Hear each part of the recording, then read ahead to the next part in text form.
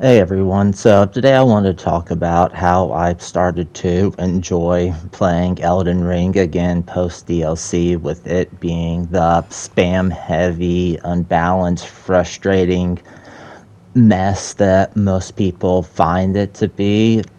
So, for the longest time, I wanted Elden Ring to be a different game PvP wise than the developers clearly intend it to be. Elden Ring set up so that two players just spamming nonsense can be a very real and dangerous threat. Take these two guys here, for example. Neither of them are particularly skilled, but you can get blendered so fast if either that Moonveil or Blasphemous Blade hits you. I mean, I eat that Moonveil right there, and two-thirds of my health is just gone. That, these players are the ones that the developer intends to be able to win most of the time. So you really just, you have to accept it for what it is. I mean, I wanted to be able to use power stance katanas and do well in invasions as my main setup. And they're good in 1v1s. They're not as good since the R1 doesn't automatically poise break anymore. But in invasions, they're not great. They don't have the wide hit boxes that you need. They don't have any hyper armor, so unless you can just isolate someone, you're not going to get super far in invasions unless you're just 1,000 times more skilled than the other players.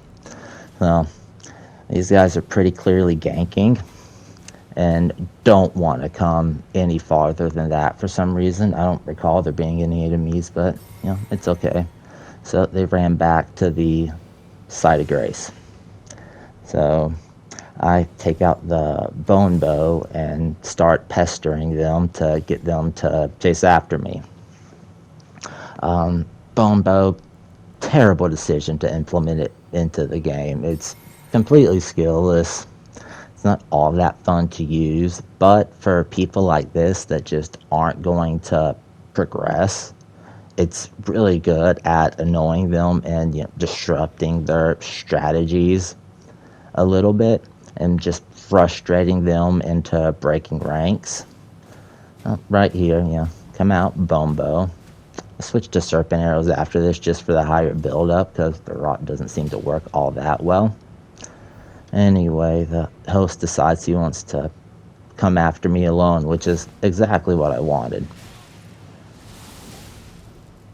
Hit him with poison mist, proc Kindred of Rot, and now it's just a chase down. Thought I had that, but nope. Was hoping he'd roll off the edge there, but ends up getting caught on the statue, and I kill him.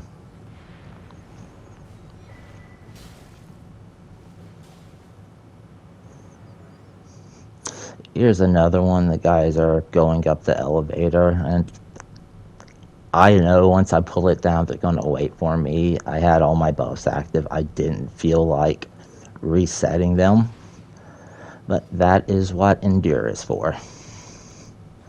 So they go up there.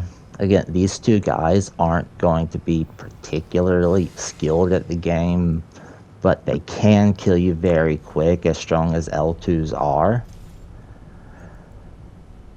So, get set up, buff up, hit the Endure, and I survived that little interaction. So at this point in a small space, use sleep pots. They're fairly cheap, but they're good for,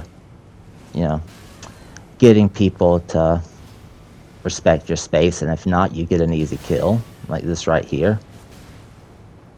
Quick kill on him, and then it's just the host, who's continuing to spam L2 without FP.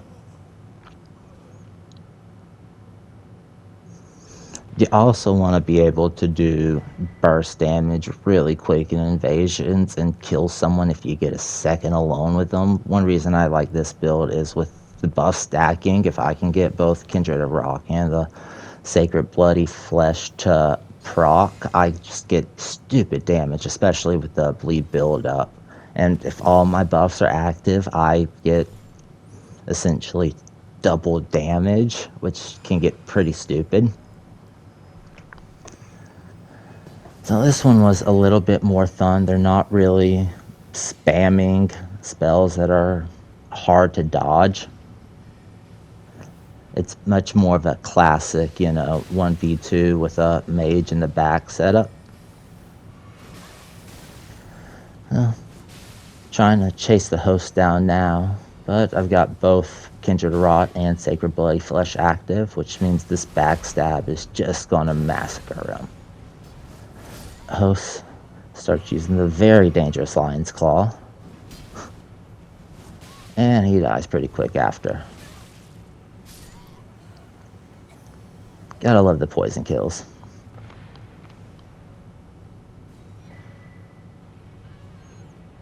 Last one was also fairly fun. A lot of hyper armor in this invasion. Could be a little bit frustrating, but you play the game you're given. Wanted that backstab, but nope.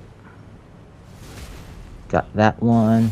Wanted to chase him down here, but Story of Gankers.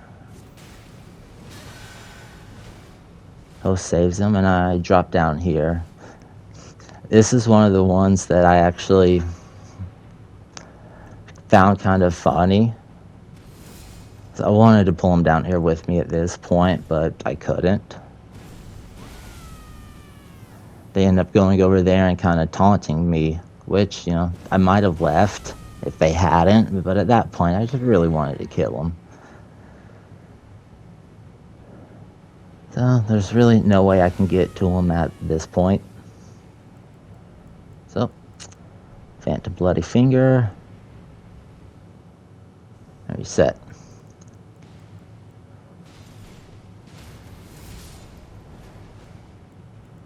Buff up again. I wanted as much hyper armor as I could get at this point, as this build doesn't have a ton of poise to it. I'll show the stats for the build at the end.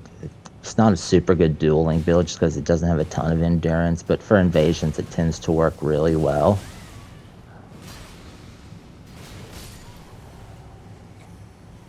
Phantom was too focused on the wrong enemy there, but it's cool.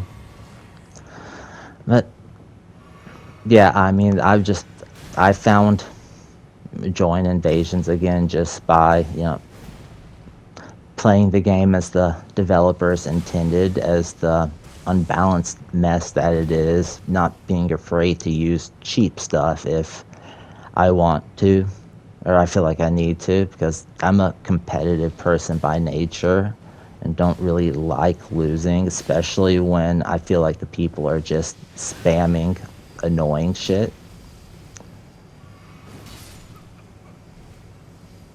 And the host ends up dying pretty quick here after this. But yeah, thanks for watching, guys. Be sure to like and subscribe. Happy holidays, and show the build coming up here in 1 second.